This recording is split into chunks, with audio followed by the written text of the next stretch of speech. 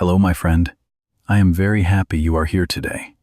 Find a comfortable place, take a slow breath, and let us travel together into a remarkable story today.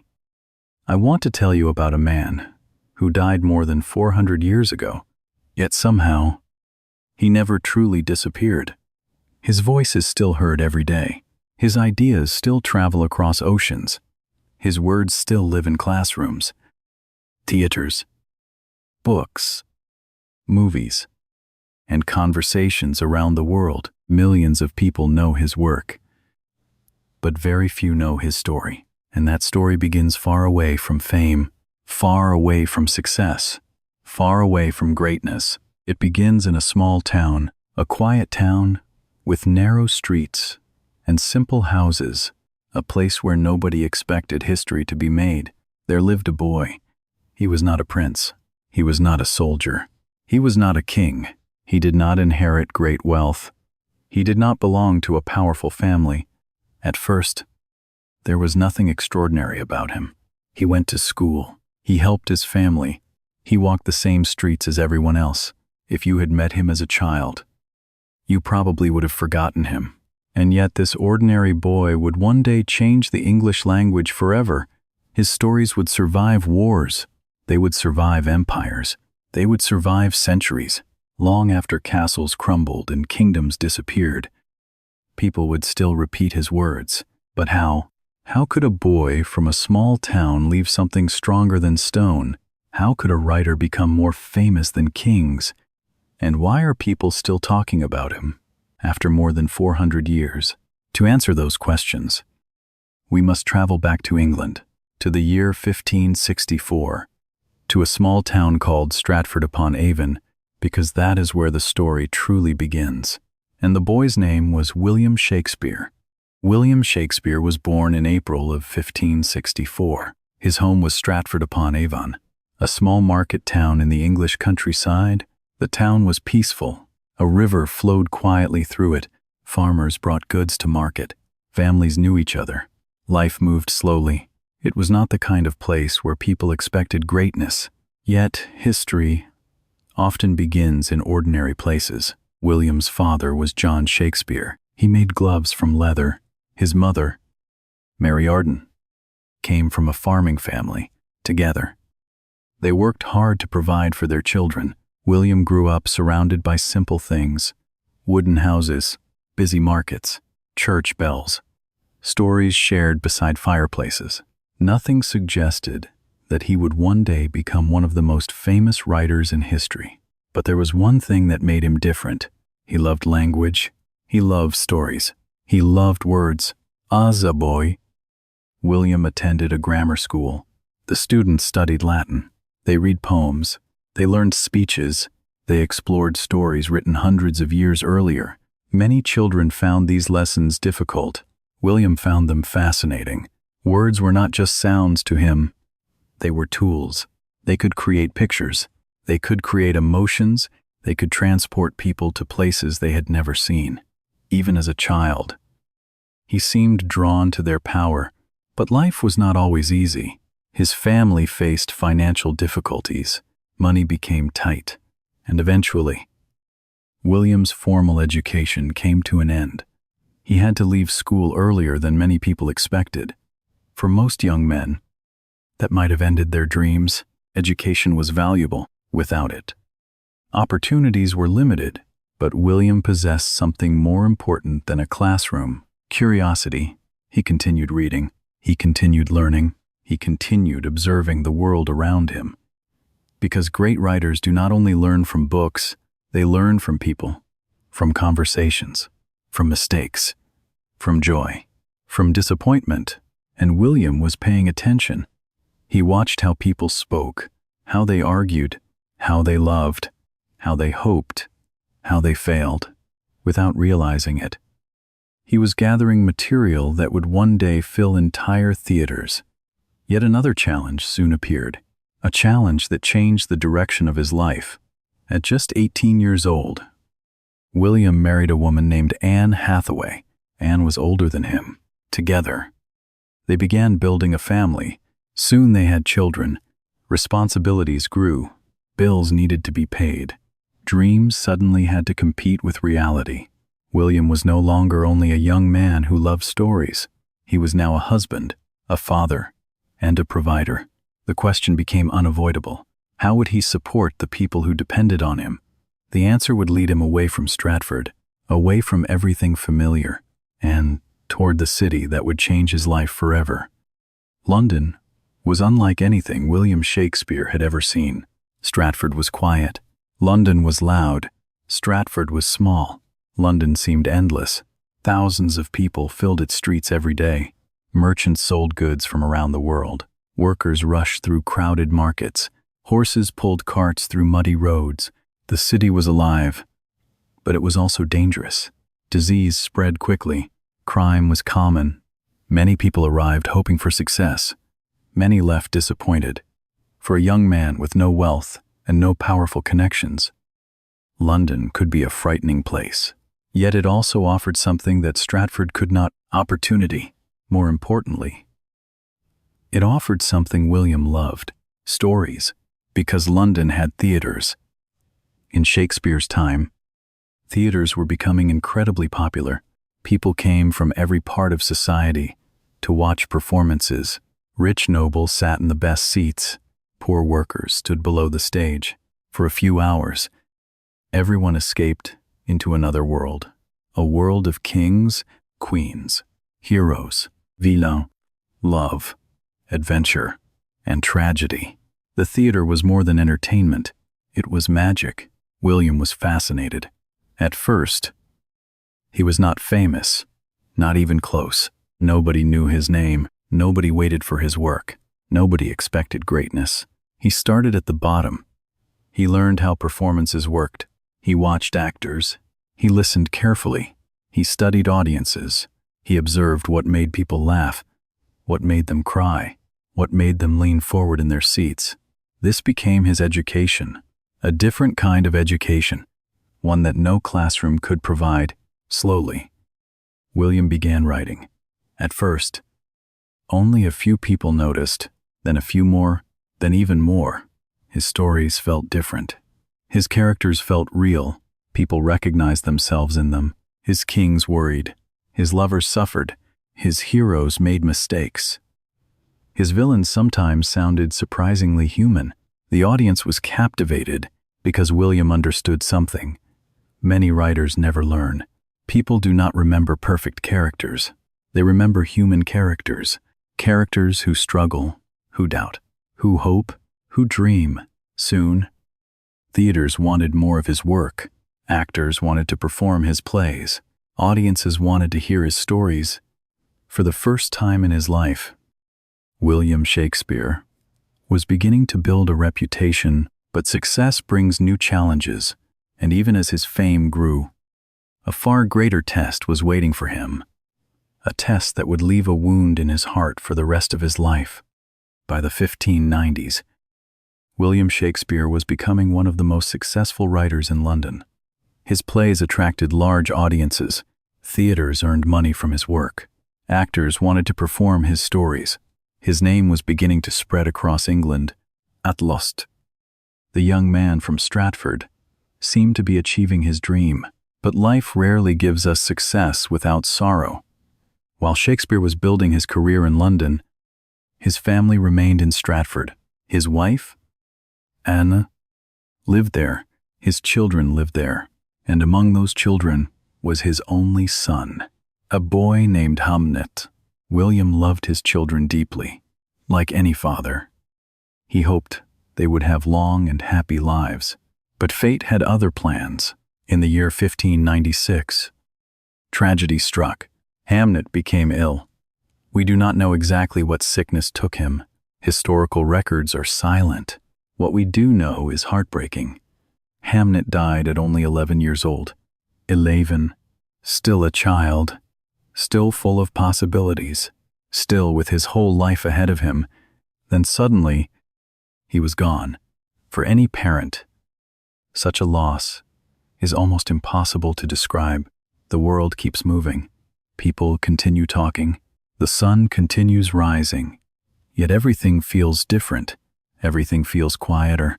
emptia. Many historians believe this loss affected Shakespeare deeply, although he rarely spoke publicly about his emotions. Grief has a way of finding its own voice, sometimes through tears, sometimes through silence, and sometimes through art.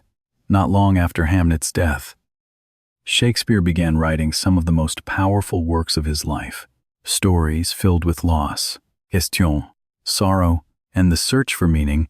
One of those stories was Hamlet. The name sounds strikingly similar to Hamnet. Many scholars have wondered whether Shakespeare's grief helped shape the play. No one knows for certain, but the connection remains fascinating, because Hamlet is not merely a story about a prince, it is a story about loss, about memory, about questions that have no easy answers, the kinds of questions grief often creates, whatever the truth may be. One thing seems clear: Shakespeare did not allow pain to destroy him. Instead, he transformed pain into creativity. He took sorrow and turned it into stories, stories that would comfort people for centuries, stories that helped others understand their own emotions. Perhaps this is one reason his work feels so alive, even today. Because Shakespeare did not only write about kings and queens, he wrote about what it feels like to be human, to love, to hope, to fail, to lose, and to continue living afterward. The loss of Hamlet left a mark on him, a mark that never completely disappeared. But it also deepened his understanding of life, and that understanding would soon produce some of the greatest works ever written. The best years of Shakespeare's career were still ahead of him, and the world was about to discover just how powerful his words could become. By the beginning of the 17th century, William Shakespeare had become one of the most respected writers in England.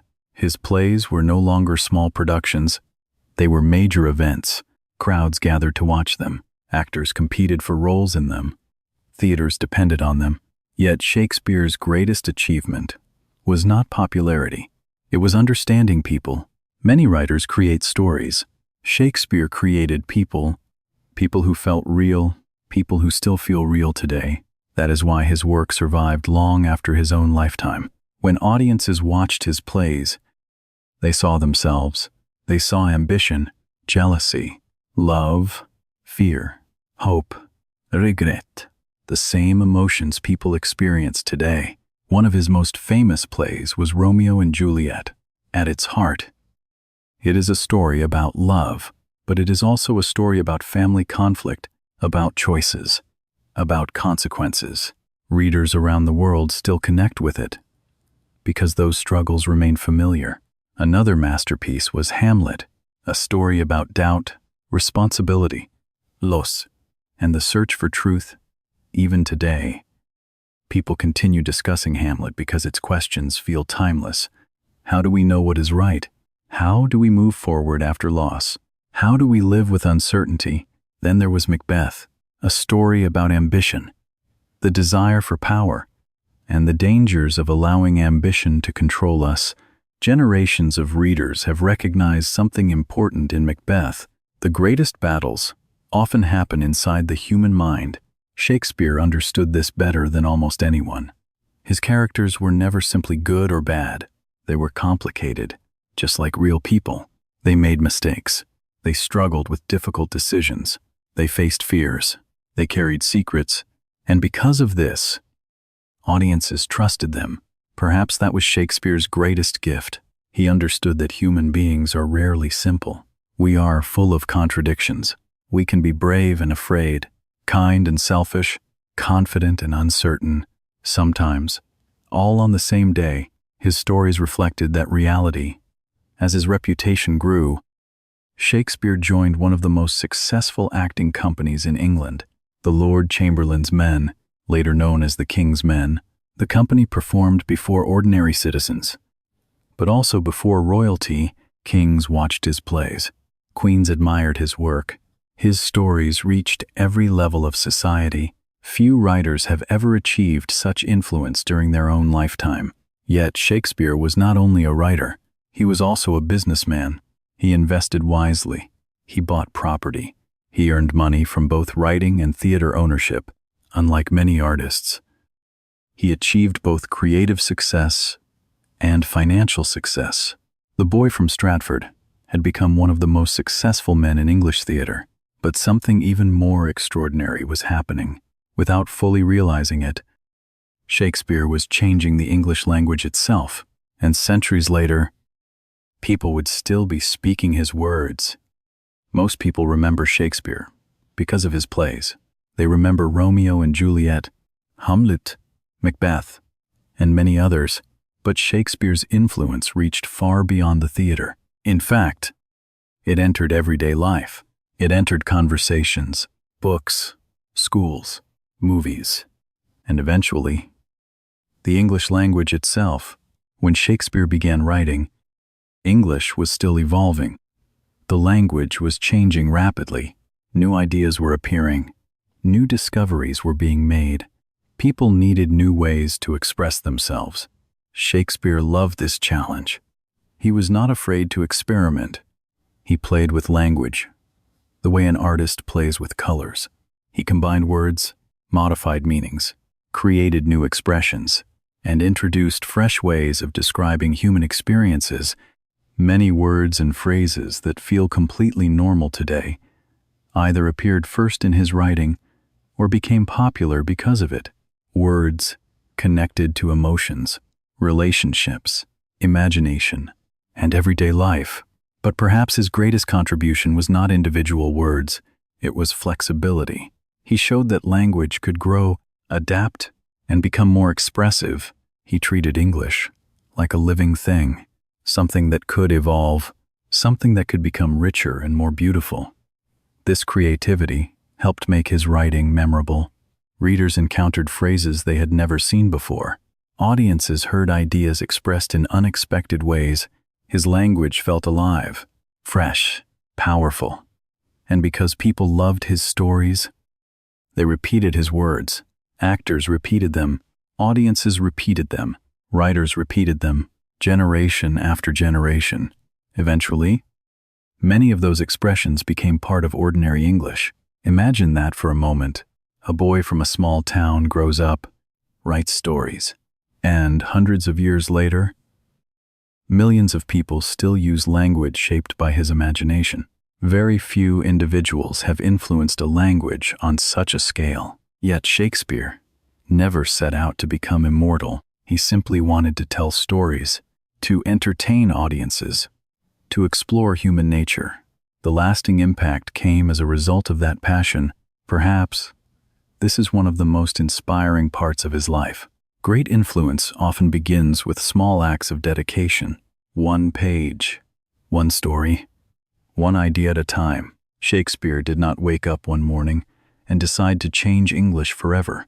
He simply kept writing, kept learning, kept improving, and over time, his work reached farther than he could ever have imagined. But eventually, even the busiest careers come to an end. The years passed. The theaters continued. The applause continued. Yet Shakespeare himself was growing older, and soon, he would return to the place where everything had begun. William Shakespeare had spent years building a life in London. The city had given him opportunities, success, recognition, and a place in history.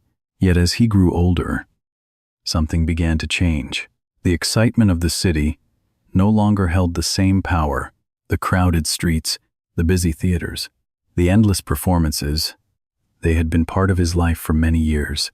But now, another place was calling him home, Stratford-upon-Avon, the town where he had been born, the town where his story began. After decades in London, Shakespeare gradually returned to Stratford. He was no longer the young man who had arrived in the city searching for opportunity. He was successful, respected, financially secure. He owned property. He had earned more stability than most writers of his time could ever imagine. For the first time in many years, life became quieter. He spent more time with his family, more time away from the stage, more time reflecting on the extraordinary journey he had taken. Imagine that moment. A boy from a small town leaves home with uncertain dreams. Years later, he returns as one of the most famous writers in England. It sounds like the ending of one of his own stories, but life, like Shakespeare often understood, is rarely simple. Not every wound disappears, not every sadness fades completely. The loss of his son remained part of him. The passing years reminded him that life moves quickly. Success could not stop time. No one could.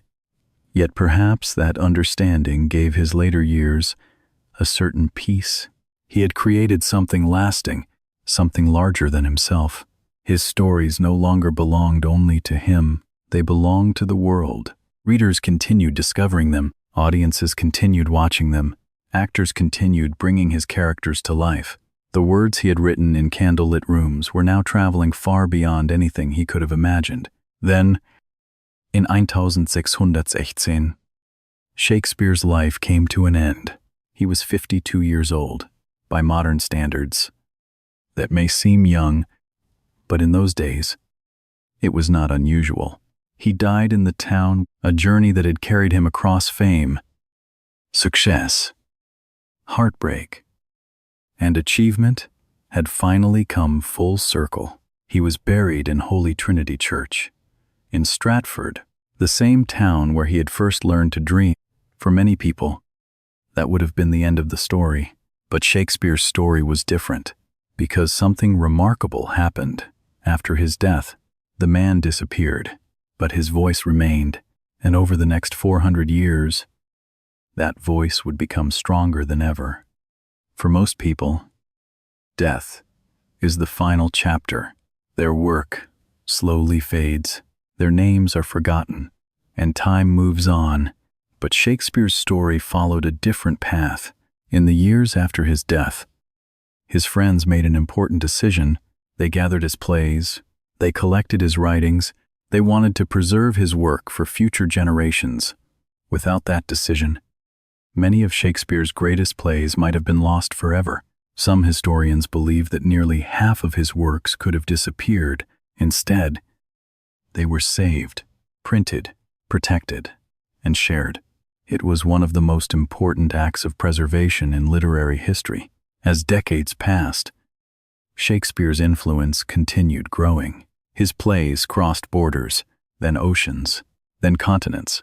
Readers in countries he had never visited began discovering his stories. Actors performed his works in languages he had never heard. Students studied his characters. Writers learned from his techniques. Generations found pieces of themselves within his pages. That is the remarkable thing about great storytelling. It can survive its creator.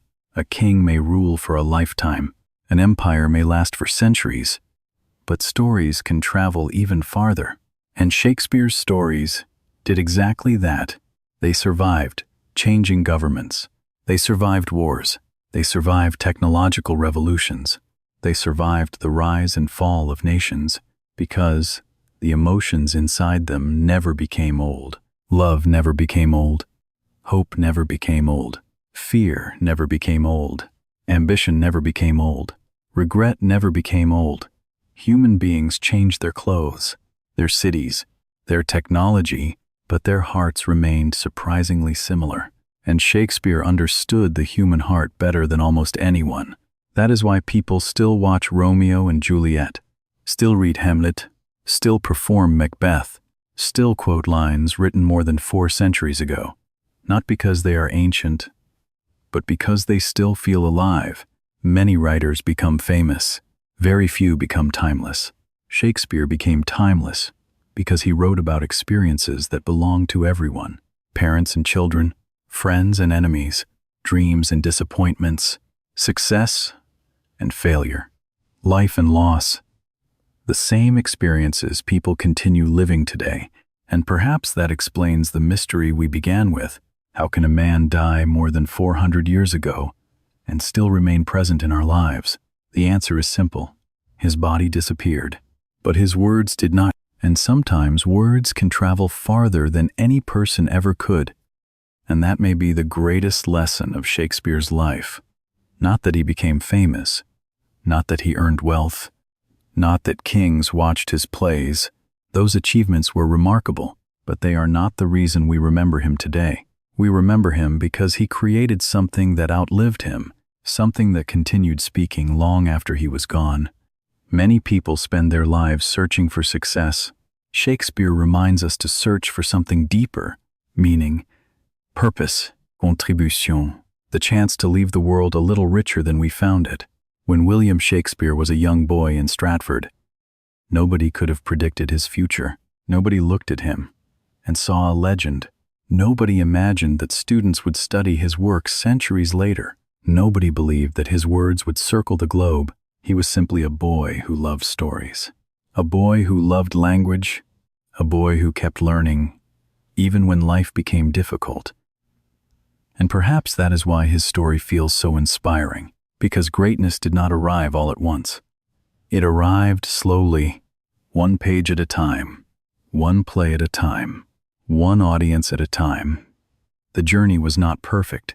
There were struggles, there was uncertainty, there was heartbreak, there was loss, yet he continued. He continued writing, continued creating, continued believing that stories mattered. And in doing so, he changed the world.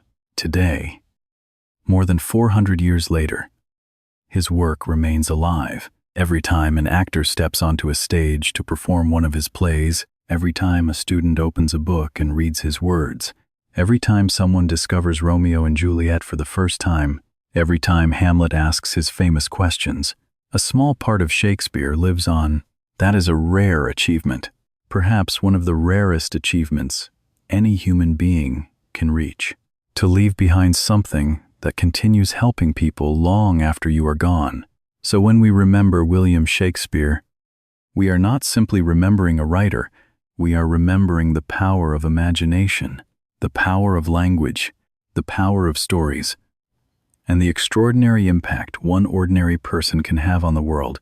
Thank you for joining me on this journey through the life of William Shakespeare. What part of his story inspired you the most? Was it the young boy who loved words? The dreamer who left home for London? The father who endured loss? Or the writer whose words still live today? Share your thoughts in the comments below. And if you enjoy learning English through inspiring historical stories, don't forget to subscribe for more journeys through history. There are many remarkable lives still waiting to be explored. Until next time, keep listening, keep learning, and keep discovering the stories that changed our world.